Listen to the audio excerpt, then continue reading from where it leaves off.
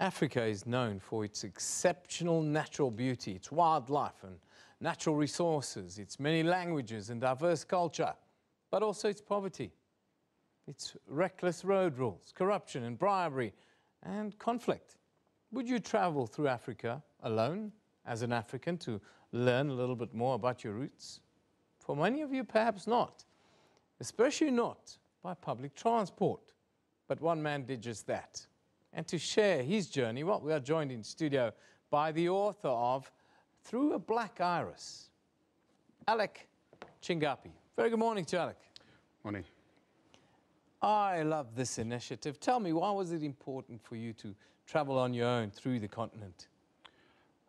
I wanted to get a sense of understanding of Africa, and if I would be treated the same way as the many books and blogs I'd read by Westerners who had come to Africa. And you know, their experience of being in Africa is a bit different for a black man traveling compared to a white American. So I actually wanted to go out and experience Africa for myself. And as much as I could go to Thailand or Bali or wherever for a holiday, I decided, you know what, before I go overseas, let me actually go see the rest of my continent. I say I'm an African, but you know what, spending my life in one or two countries, I actually need to go see the rest of Africa and see what it is about. What would you say was the difference for the black man making that experience traveling through Africa?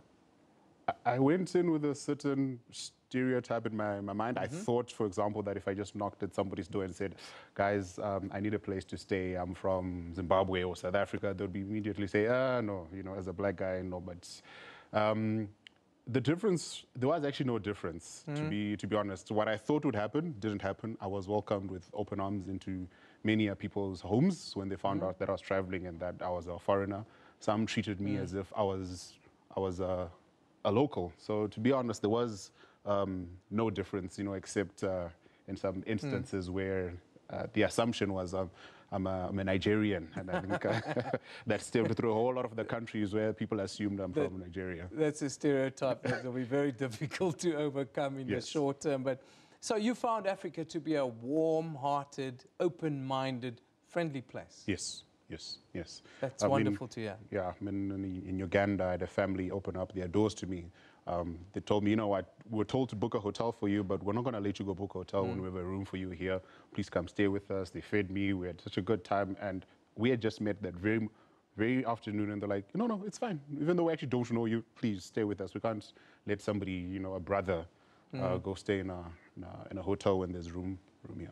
That's incredible. I really like that. That's the Africa that you don't read about in popular culture today, which is rather sad. Now, you've decided to take public transport, and of course we know about the colonial legacy of the trains and so forth, but what was your experience?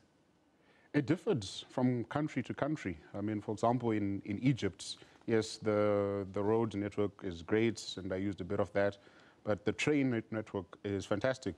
And they have a train that runs from Cairo to basically the other side of Egypt in Aswan by the lake. And they have a specific train for tourists. It costs an arm and a leg, and they make sure that tourists always use the train. And it's nice and comfortable. So I was like, okay, this works out. And then I get to a certain part of Sudan where we spent 3/4 of the journey on the wrong side of the road, because that was the only part that was tarred, because the other side was not a road at all. And it was, my heart was in my mouth the whole trip, because I was like, there's oncoming traffic and we're just playing dodge the bullet, dodge the bullet. And you get, for example, into Tanzania, between Tanzania and Zambia, there's a train called the Tazara line. It's over 2,000 kilometers, a train line 2,000 kilometers long. Yeah. That was initially built by the Chinese in the, I think, 60s and 70s. It went into disrepair, and then they rebuilt it again, and it was fantastic. So there was good moments with public transport and bad moments. But I mean, with the train lines, that turned out to be quite a surprise for me. Yeah, it's a legacy of colonialism. If you're going to strip a place of its natural resources, you need train lines to transport all that stuff out. You know, that's the one thing. Tell me about the people and the countries that impressed you the most, the people that impressed you the most. I'd love to say, interestingly, the Sudanese people. I was in Sudan for about a week. Even though there was a strong cultural and language barrier, I could not understand Arabic aside from saying shukran Yeah. there was many instances where people were willing to share food, not with me asking, just I'm walking past and they're like, okay, a cup of tea, or here's some sugar cane, or here's this, or here's that. And for me, that was so heartwarming. It was, and the biggest one where it really touched my heart, when I got to a town called Dongola, I just arrived and I got a police station.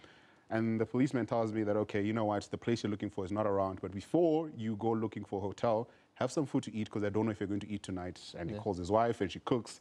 And there was like 4 of us sitting there with him and the other 2 guys and his kids, and all eating this meal. And I'm like, you guys just met me less than 10 minutes ago, and here we are, you're offering me your food.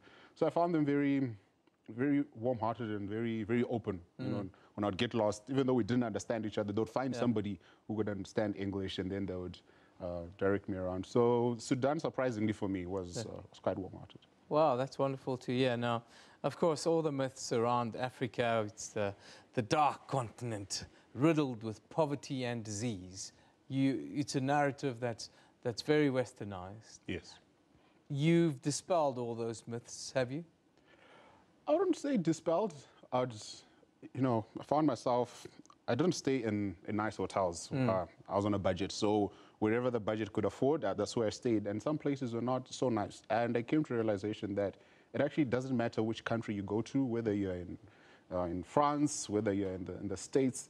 Each country has its good and bad parts. It has its poverty, and a location or location, whatever you want to call it, is the same. It might, maybe the currency in use might be different. Maybe the structure of a house might be different, but it's all the same. Poverty is poverty, whether you're in Sudan, you're in Zimbabwe, or in the States. So, I mean, the poverty, all of that about Africa, I'm going to say it's been dispelled. I just think that people overemphasize that part about Africa, and there's more to us than the darkness, the poverty, and the crime. Yeah, it's often highlighted through Western channels. But the big word, of course, is corruption. That's always associated with what we do on the continent.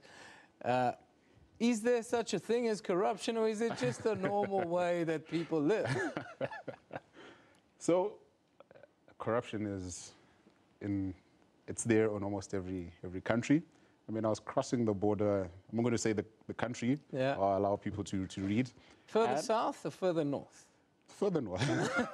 I was crossing a border, and I mean, I'd previously been in that country like a week before, and I was coming back in, and I don't need a visa to enter that country. And this immigration official was adamant that I needed a visa, and I'm like, no, you know, we have an agreement between our countries. We don't need visas.